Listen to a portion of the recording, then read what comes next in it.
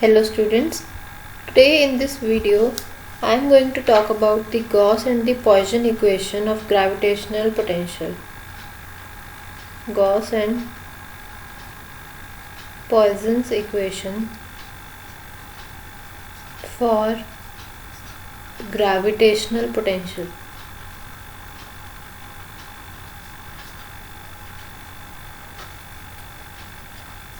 So what is the Gauss theorem? Before that I will discuss about the flux of the gravitational field, how to calculate that flux of the gravitational field. Okay, and from this only we will derive the Gauss theorem. Okay, so for this let us consider a point which is P in a gravitational field of mass m. Okay, this is here mass m is there at a point O. Okay, and this is distant r. This is distant r from this point O. The mass is distant r from the point P. So clearly, if we want to find the gravitational intensity at the point P, we can simply write it by the expression of the gravitational density, that is minus mg by r square. So here E, the intensity of the gravitational intensity, is equal to minus m capital G by r square, and this is the electric field which is directed towards the OP. Okay, and let me represent by this direction PQ. So electric field I have represented by this PQ. So now draw any closed surface, okay, any closed finite surface which is enclosing this mass. Okay, this mass should be inside the surface. Okay, and we consider element AB here in the surface. Okay, and which is of some area, that is say ds. This is of area ds, and this area has the normal. Okay, and this has the normal which is drawn from this point P. Okay, I can write it as Pn. Pn is the normal to this area, and this angle which is it is making QPN. Okay, this angle I have written as alpha, angle QPN as alpha. This is the angle which is the electric field intensity which is making with the normal Pn. Okay, and this the component of the electric field along this normal. Okay, along this normal the component of electric field will be the En, that is equal to E cos alpha. So I can also write it as the Pn, that is the component along the normal. Okay, the electric field along the normal, that is the E cos alpha. So the product of this component En with this cos alpha, the product En with this area ds, this is the known as the flux of the gravitational intensity. Okay, so the small element here, this is the area, and this area has the area of ds, and this En is the normal component of this electric field. So the normal component of electric field, okay, with the area, the product is known as the flux of the gravitational intensity. So if we want to find out the flux over this whole surface, then how can we find? We can write the flux as the integral phi is the integral En dot ds, and En can be written further as E cos alpha dot ds. Okay, so this is what the flux of the gravitational potential. Now we will derive the Gauss theorem with the help of this the Gauss theorem, what does it states? It states that the total flux of the gravitational intensity over a closed surface, okay, in a gravitational field is minus 4 pi capital G times the total mass, okay, that is summation of m, which is enclosed in that surface, enclosed in that surface, okay. So if I want it to write this mathematically, that can be written as integral E n ds, that is the flux, okay. This is written as minus 4 pi G summation m, okay, where summation m is the total mass enclosed by the surface, and E n ds, this is E cos alpha ds that I have told earlier, and E, the electric field, it has the value of minus mg by r square cos alpha ds. Now in this term, in this equation 1, the term ds cos alpha by r square is the solid angle, okay, which is d omega, okay, because the solid angle is the it is the ratio of the area which is subtended by the angle, okay, to the square of the distance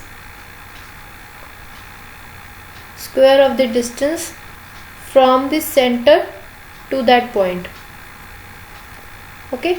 So in this case the area is the ds cos alpha, okay, because we are considering here the component of area along that surface. So this will be ds cos alpha, okay.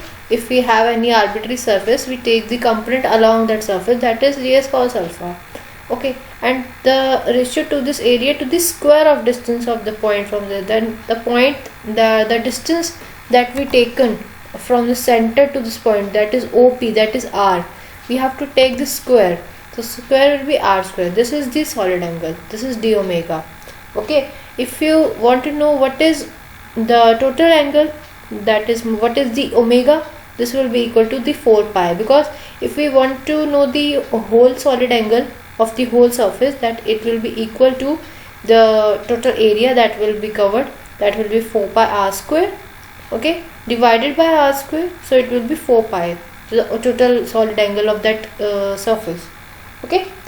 So here we have got that in this equation 1 we can replace this factor ds cos alpha by r square by d omega. So I can write this equation E cos alpha ds is equal to minus mg d omega. I can write this equation as this, and now we have got the flux over this area. So if we want to find the flux over the whole surface, then it will be integral of this.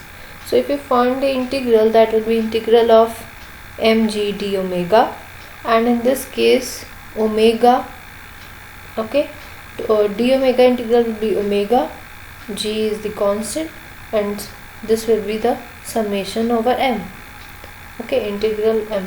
So omega, now omega here is 4 pi, okay, I have told now that omega is 4 pi. So also here will be a negative sign also, okay, so it will be minus 4 pi g summation m.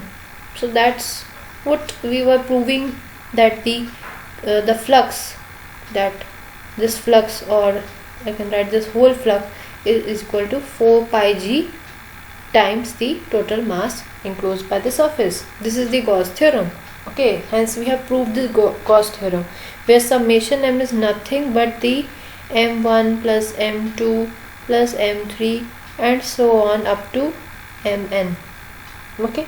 And if any case if there is no mass enclosed in the surface, or if the summation m is equal to 0, okay, then in that case the flux will also be 0, okay.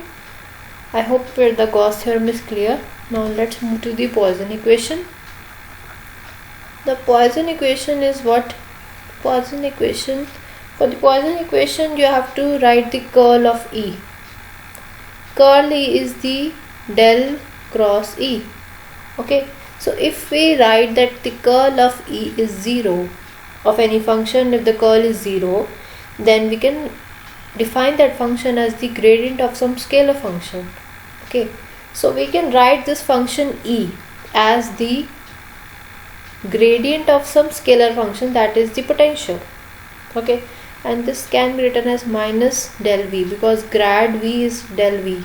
Okay, so we know that the flux or the phi is the N E dA over the surface S. This is the flux.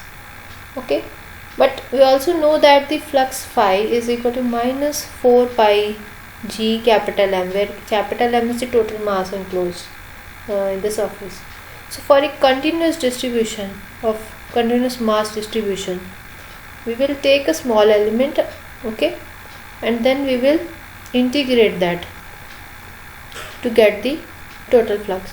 So for a continuous mass distribution, we take the flux as the integral 4 pi G dm, minus will also come over the surface S. So it will be equal to, if I am taking a element dm, okay, so it will have some volume mass density, so it can be written as rho d tau, where rho is the volume mass density and d tau is the volume element.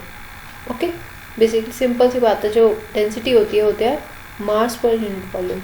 यहाँ पे मास हमने dm लिख दिया, volume का element जो हमने d tau से represent करा है. ठीक है, सो जो रो है उसको आप ऐसे लिख सकते हो, तो dm को आप ऐसे लिख सकते हो रो d tau, वही लिखा है. सो यहाँ पे इसकी वैल्यू पुट करेंगे तो आ जाएगा minus 4 pi g rho d tau over this integral element जो हम ले रहे हैं, यहाँ पे एलिमेंट वो टॉ है ना, तो इसके यहाँ पे टॉ लेंगे. ठीक है, so here this is the rho is the mass density. Okay, so now we know that this is the flux and we know that this is also the flux, so we can equate this 1 and 2 equation and we get the equating 1 and 2, we get integral n dot e dA is equal to minus integral 4 pi g rho d tau. Okay, now we apply the Gauss divergence theorem to the left side. Okay, basically Gauss divergence theorem is used for converting or to write the surface integral in terms of the volume integral. So we have in the left side of the surface integral. Okay, this surface integral can be written in the term of volume integral in the form of this del dot E. It will be equal to divergence of E or del dot E del d tau. Okay, so this we put the value of this in this equation. Let it be 4. Okay, so let it be 3 and let this be 4. So we put the value of 4 in this 3, then we get this equation del dot E integral d tau is equal to minus integral 4 pi g rho d tau. So here you can see that both side we have now volume elements, so we can now take out the common and we can solve this. So I can write this as del dot E. Okay, if I put minus as common, so it will be plus 4 pi g rho d tau is equal to 0. Now for any volume element d tau cannot be 0, so what term will be 0? This can be 0. Okay, so we can write del dot E plus 4 pi g rho is equal to 0, or we can write del dot E is equal to minus 4 pi g rho. एक चीज़ का ध्यान रखना है यहाँ पे, अगर आपने del E लिख दिया सिर्फ तो गलत है, वो ग्रेडियंट होता है. तो डेल डॉट ई लिखना है. डेल डॉट ई का मतलब होता है डाइवर्जेंस ऑफ ई. सो ये टर्म्स हैं, मैथमेटिकल ऑपरेटर्स होते हैं ये, ग्रेडियंट, डाइवर्जेंस, कर्ल. अगर आपने नहीं पढ़ा हुआ, ठीक है, तो इनको पढ़ लो. जो ग्रेडियंट है उसमें ये डेल ई है, डाइवर्जेंस के लिए डेल डॉट ई होगा, ठीक है. कर्ल होता है डेल क्रॉस ई. ये सारे क्या हैं, मैथमेटिकल ऑपरेटर्स होते हैं, ठीक है.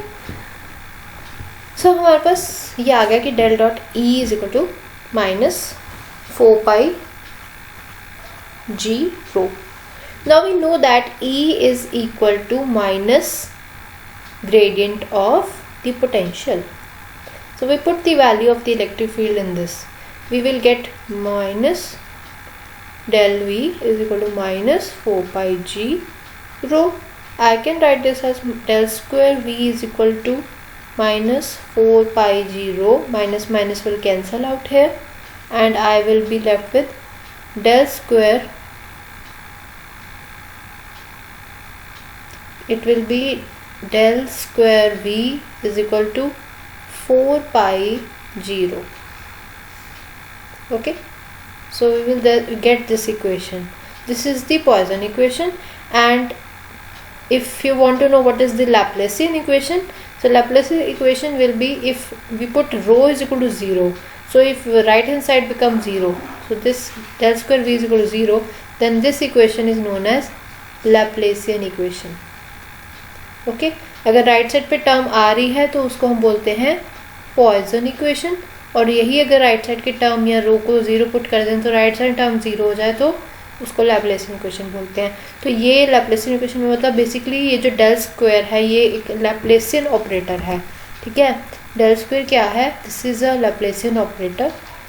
Okay, this is known as Laplacian operator and mathematical operator है, and this is defined as curl square by curl x square plus curl square by curl y square plus curl square by curl z square. This is the partial derivatives. Okay, so if we want the Poisson equation to write in terms in the Cartesian coordinates, so it will be curl square v by curl x square, because it is del square v is equal to 4 pi g rho. Okay, ये है ना Poisson equation. सो इसको हम अब Cartesian coordinate में लिख रहे हैं. सो ये हमारे पास ऐसे बन जाएगी, by curl z square is equal to 4 pi G rho. Basically I have expanded this term del square v. Okay, you should know what is the Laplacian operator. Del square को बोलते हैं, और डेल स्क्वायर किसके equal है, ये है, ठीक है. सो ये हमारे पास पॉइसन इक्वेशन आ गई, ये कार्टेशियन फॉर्म में है, ठीक है. So if you are having any doubts, you can put it in the comment section. So that's all for today. Thank you and have a nice day.